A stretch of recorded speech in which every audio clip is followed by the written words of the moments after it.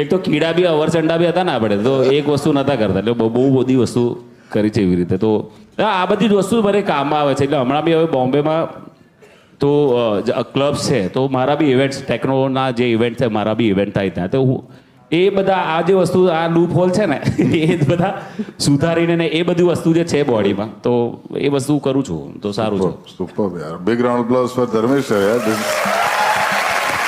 માચીસ મારું માથું દુખી જાય છે. આઈ એમ જસ્ટ સો હેપી કે લવારી એક એવું માધ્યમ છે, એક એવું પ્લેટફોર્મ છે જ્યાં લિટરલી, ક્વાઇટ લિટરલી જે પણ ગેસ્ટ આવે છે અનલિશ થઈ જાય છે એકદમ. આમ આટલા ખુલ્યા છો તમે કોઈ આમ ઇન્ટરવ્યુમાં? ના ના, એવું નથી હોતું. તો પછી પેલું ના ના કરતો તો એ ટાઈમ પર, પણ ના, નોટ ના હોય. અને પહેલી વાર તો મારે સેલિબ્રિટી જેવું રહેવાનું જ નહીં આવડતું યાર. એટલી બધી આ બોમ્બેમાં પૈસી પાર્ટી